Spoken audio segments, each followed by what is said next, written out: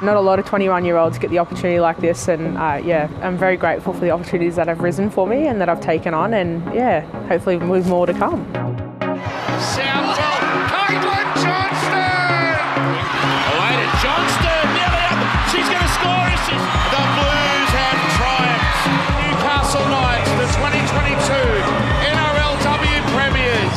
Origin debut, Jillaroos debut, NRLW Premiership. Can you pick a highlight out of everything that's happened? I have two favourites, so probably All Stars and probably the Premiership. You know, being born and raised in Newcastle, and was there in the inaugural team they had.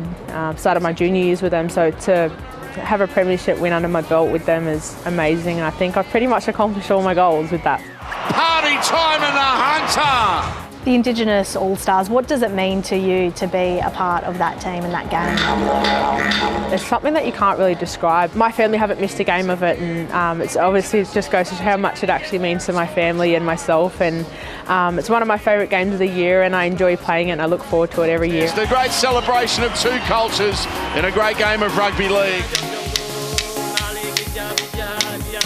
We're here celebrating the 10-year anniversary of the NRL School to Work program. What was your involvement with this program? Yeah, so I started my journey in 2017. I was fortunate enough to be picked up in school to jump on board and see, you know, because obviously school wasn't for me at that time. And yeah, I come across them and was like, you know, is there anything you can do to get me out of school? And I was fortunate enough to actually, a few years down the track, be picked to play for the NRL Roosters at that point, and I, without realising, there wasn't a long-term period for females, and especially in the pay rate of that, there wasn't much. So, you know, us as females, we have to juggle our work as well as our football life. But yeah, they really helped me become the person I am today, and especially in the workforce. You know, being as a teacher's aide and working with the Aboriginal kids is something that I have a big passion in. And yeah, if it wasn't for them, I probably wouldn't be in the position I am.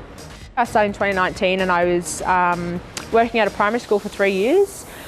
This year I was unfortunate. I had to quit that job that I had been working at for 3 years, so it was a primary school in Newcastle, and it was a couple of weeks before travelling away. I had to make the tough decision to stop working there. Obviously being away for a month was kind of tough for them, and yeah, I returned home about 2 weeks ago, and I went in and done a bit of a presentation at Minimbar celebration. So at Hunter Sports they have these awards every year, and I went in and had a bit of an Q&A with them, and yeah, I got approached by the principal, and she said, how would you like to work here? And I said, I'd love to. So I've always had the big passion of working at Hunter Sports High, and I know they're such a big sporty school, especially around rugby league, and obviously with the female rugby league just coming up in the ranks at the moment, it's becoming a big thing in schools. So yeah, to be asked to come there and obviously be a part of the staff and stuff like that, I've really taken it on board, and I'm loving every moment of it. So I work as a teacher's aide, especially with our Aboriginal and Torres Strait kids. I work in the Aboriginal room twice a week, and I'll be working in the support unit and mainstream. So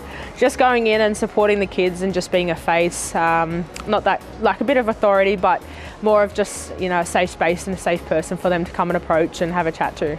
You touched on this, but how important is that to have that pathway to work? Because sure, everyone wants to grow up and play like you for the Jillaroos, or boys want to play for the Kangaroos. Not everyone can get there. So how important is it to have those other options? I think for females at the moment, like you said, it's all just evolving now. So our competition's just growing, and in a few years, when, you know, our younger generation comes up, it might be full time at that point. But for me, especially being, you know, 21, it's so important for us to have that that work life as well, and not just expect rugby league to pay for a lot of things. I think it gives you a bit of, you know, a taste of adult life as well, and get out and experience life itself.